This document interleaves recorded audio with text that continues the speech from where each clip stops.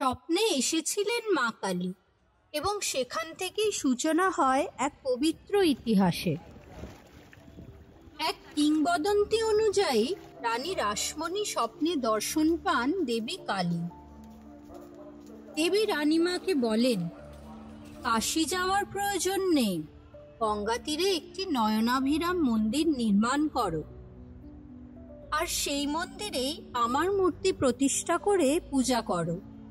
সেই মূর্তিতে আবির্ভূত হয়েই আমি পূজা গ্রহণ করব।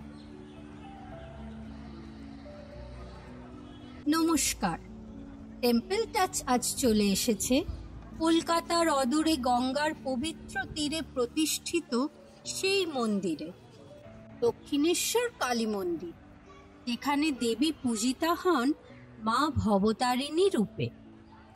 এই মন্দির শুধু স্থাপত্যের জন্য নয়, ভক্তি স্পন্দনের জন্য বিখ্যাত। মন্দিরের পথে হাঁটতে হাঁটতে যেন আত্মা ছুঁয়ে যায় গঙ্গার শান্ত জলের ছোঁয়ায়, আর চোখে পড়ে সেই নয়নাভিরাম মন্দির, দূর থেকেও যার মহিমা অনুভব করা যায়।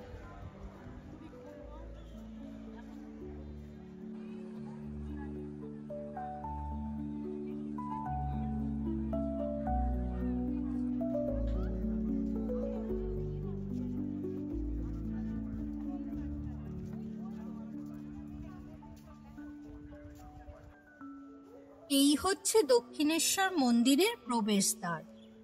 এখান থেকেই মন্দির প্রাঙ্গণের সূচনা। মূল মন্দিরটি নবরত্ন শৈলীতে নির্মিত।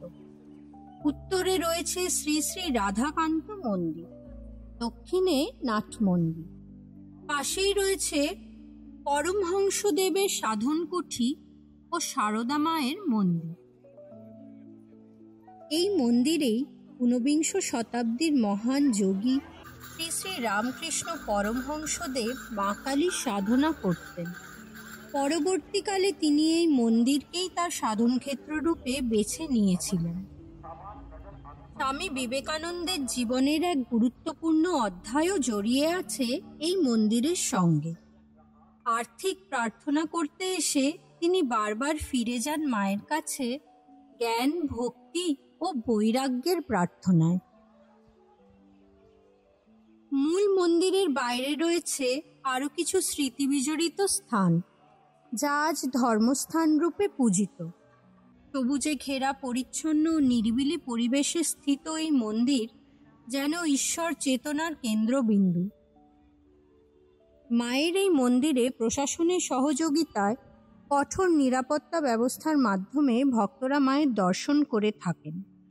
মন্দিরের একপাশে অবস্থিত দ্বাদশ শিব মন্দির, 12টি আটচালা শৈলীর শিব মন্দির, যা ভক্তরা পরিক্রমা করেন পরম ভক্তিতে। বিকেলবেলা গঙ্গার ঘাটে বসে দূর থেকে মায়ের মন্দিরের দিকে তাকিয়ে থাকে হাজার হাজার চোখ। এই চোখে থাকে শুধুই আশা, বিশ্বাস আর অগাধ শ্রদ্ধা। এই দক্ষিণেশ্বর কালীবাড়ি শুধু একটি মন্দির নয়, এটি একটি আবেগ, এক ইতিহাস, এক আধ্যাত্মিকতার উৎস।